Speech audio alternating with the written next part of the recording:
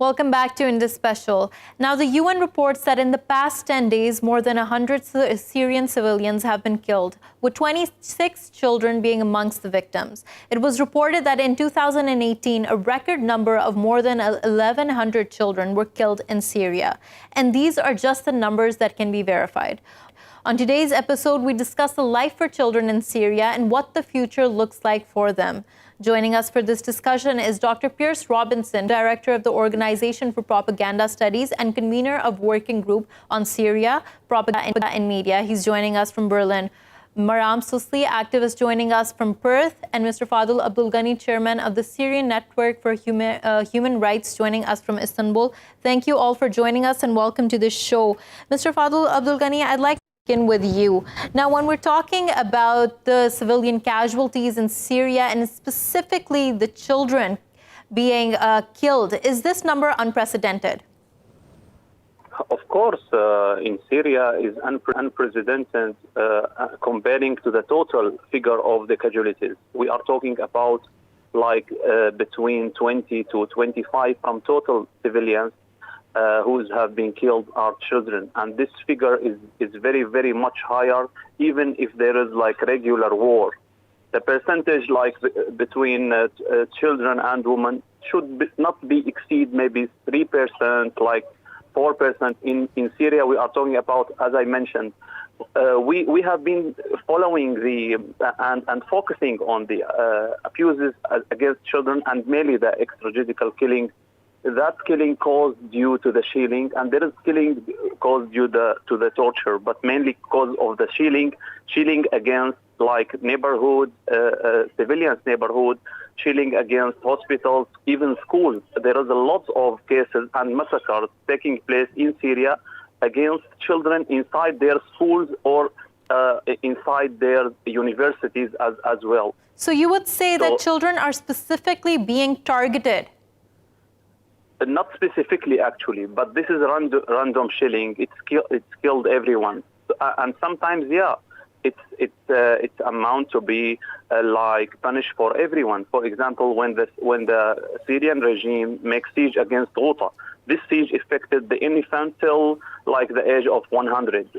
So it affected everyone. This is mass violation, actually. And this is similar happened when the shelling. So for example, when the regime throwing barrel bombs, this indiscriminate shelling. Sometimes they use rockets against schools or hospitals or neighborhoods. This is deliberated shelling. So this is when this barrel bombs throw against hospitals. Inside this hospital, children, women, civilians. So it's killed everyone. So the civilians have been targeted, but there is actually deliberated violation against children when the regime arrested children. The regime treated them similar to the adult, actually, and torture them as well, and keep denying that they don't have children. But when the photo is coming out from the regime media itself, it's showing that there is children among the And what could civilians. The purpose of that be? When you are taking children in custody and making no differentiation between a child and an adult? Actually, there is a main aim for the regime, and we noticed this tactic and strategy to punish all the society. If the regime punish my child, I will be suffered, and the other also will be terrified. So terrifying the society, and also in order to make any type of prevention, to make this revolution or uprising against him again. This is the regime aim actually in doing this mass types of violation, including throwing barrel bombs, using chemical weapons against everyone. When the regime used chemical weapons in Ghouta, this killed among of the civilians children. So this is actually mass violation. When the regime also torture and killed children due torture, we documented 157 children killed inside the center detention of the regime since the beginning of uprising. And Mr. Fadel Abdul Ghany, you're reporting the numbers here. How difficult is it to verify these numbers? No, this figure is the verified one. This is not estimation. We have database, and we share this database with the UN, with the High Commissioner, with the Commission of Inquiry for Syria. So this is actually not estimation. The estimation figure is higher than this. When we said that the regime, for example, is killed 22,488. For example, the Russian forces killed 1,875. The extremist group is killed about 1,000, and between ISIS and al-Nusra. The armed opposition is killed 900. The PYD is killed 190. Those are not actually estimation. Those are reflecting our database, which is cumulatively, we are documenting cumulatively through our team since 8 years till now. Right.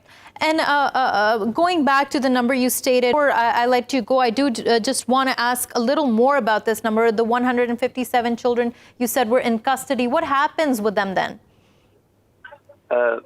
When the regime is arrest anyone, it keep them in very tight places. Actually, for example, a cell 3 meter by 4 meter, put about between 40 to 50 persons. So then there is no treatment, there is no cure treatment. If someone has disease or ill, there is no treatment at all. So the main cause of dying in the center detention actually is torture, but torture cause of the disease actually. So they keep him suffer till death. There is no cure, there is no treatment at all in the center detention. And when some ask for this treatment, send him to the military hospitals, they treat him worse than the security branches. So he wished to be back actually. So then when the newcomer arrested also again, their fellow colleague prevent him to ask if he get disease, prevent him to ask to go to the hospital because they know very well what will happen to him. Right. This is a tactic actually. Right. And on that note, thank you so much, Mr. Fadel Ghany, for joining us.